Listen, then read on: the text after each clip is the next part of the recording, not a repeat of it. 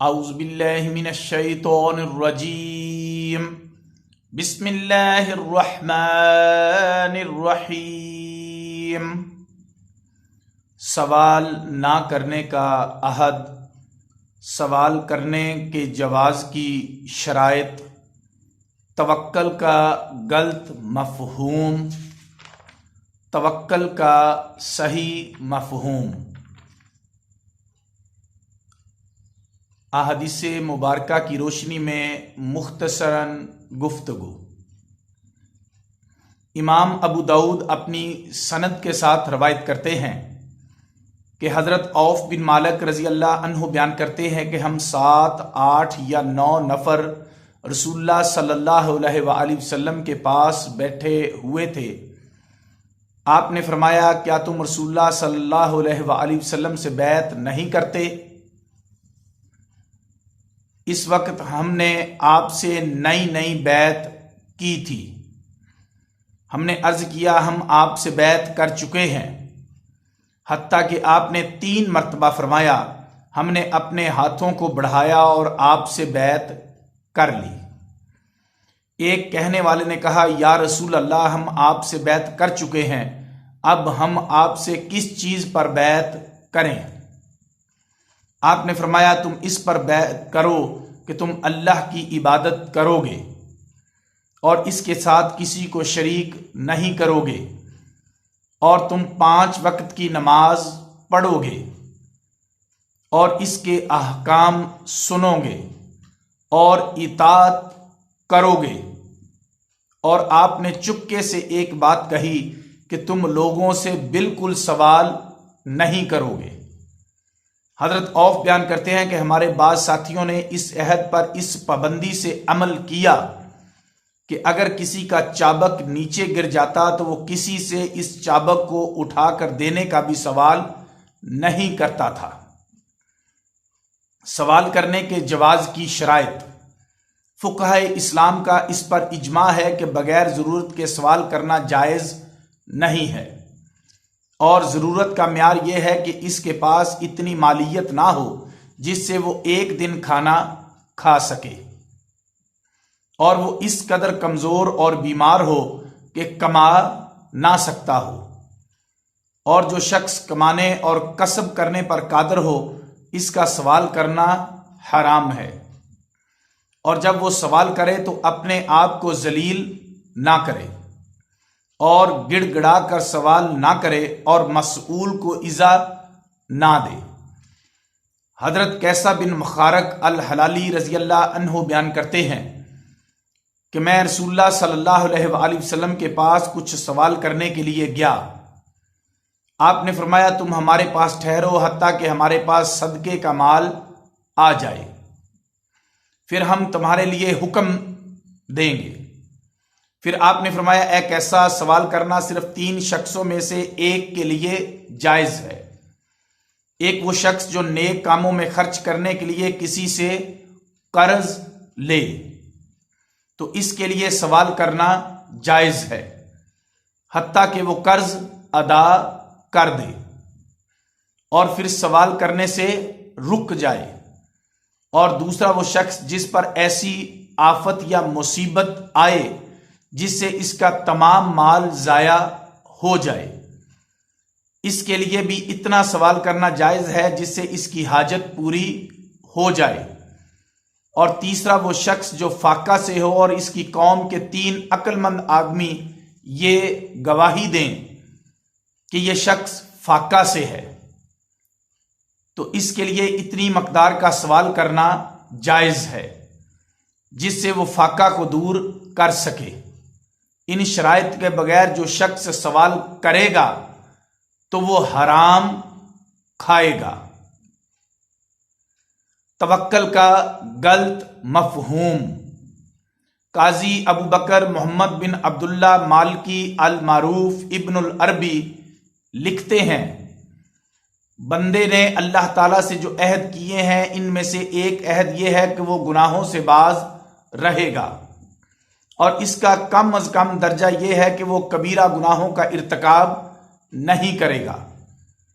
اور عظیم وعدوں میں سے یہ ہے کہ وہ اللہ تعالیٰ کے سوا کسی سے سوال نہیں کرے گا۔ ابو حمزہ خراسانی بہت بڑے عبادت گزار تھے۔ انہوں نے یہ حدیث سنی کہ صحابہ کرام نے رسول اللہ صلی اللہ علیہ وسلم سے اس پر بیعت کی ہے کہ وہ کسی شخص سے سوال نہیں کریں گے۔ پھر اگر ان میں سے کسی کا چابک بھی گر جاتا تو وہ کسی شخص سے یہ نہیں کہتا تھا کہ یہ چابک مجھے اٹھا کر دو۔ تو ابو حمزہ نے کہا، اے میرے رب، ان لوگوں نے تیرے نبی کی زیارت کی تھی تو انہوں نے تیرے نبی سے یہ عہد کیا تھا کہ وہ کسی سے سوال نہیں کریں گے، اور میں تجھ سے یہ عہد کرتا ہوں کہ میں کبھی بھی کسی سے سوال نہیں کروں گا۔ وہ حج کرنے کے لیے شام سے مکہ مکرمہ کے لیے روانہ ہوئے۔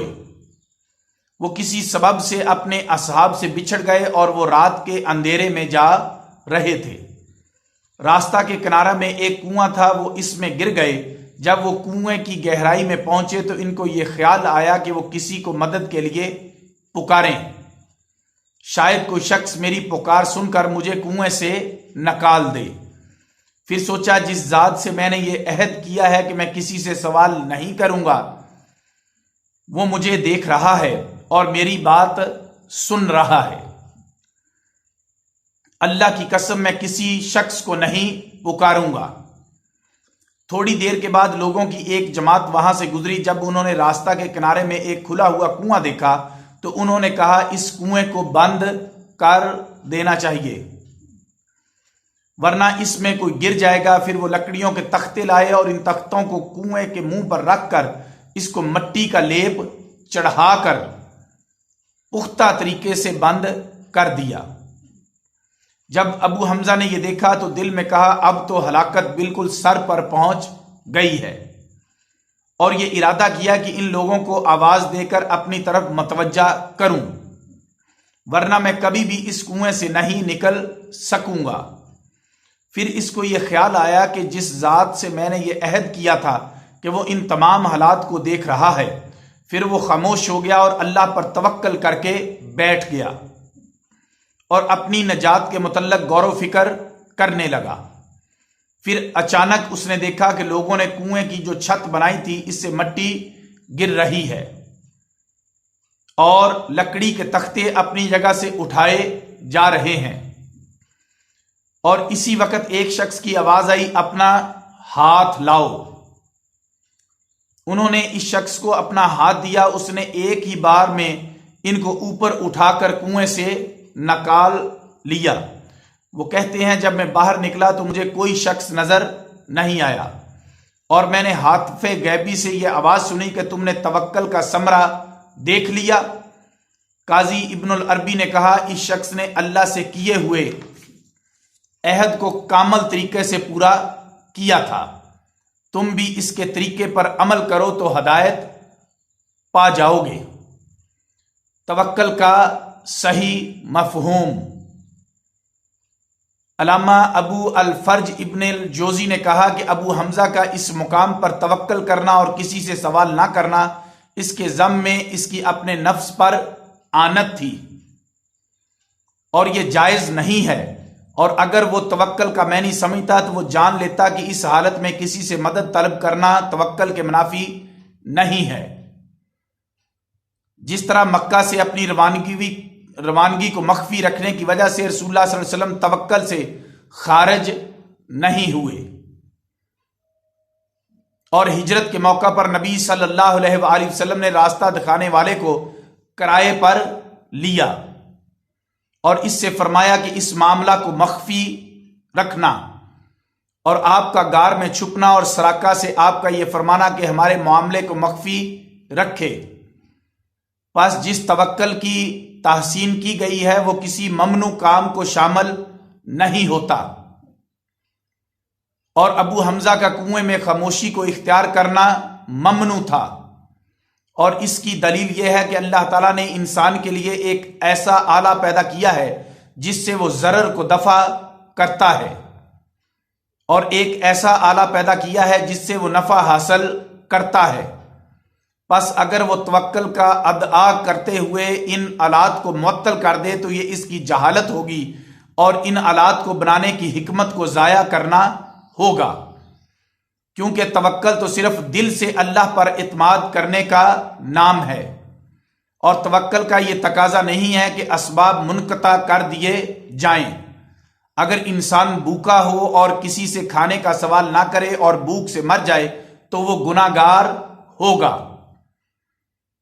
علامہ ابو الفرج نے کہا کہ ابو حمزہ کا اس قول کی طرف التفات نہ کیا جائے کہ ایک شخص آیا اور اس نے مجھے کنویں سے نکال دیا، کیونکہ اگر یہ بات درست بھی ہو تو ایسا کبھی کبھار ہوتا ہے، یہ کوئی قاعدہ کلیہ نہیں ہے، اور کبھی اللہ تعالیٰ اپنے جاہل بندے پر لطف و کرم فرماتا ہے۔ وما علینا الا البلاغ المبین۔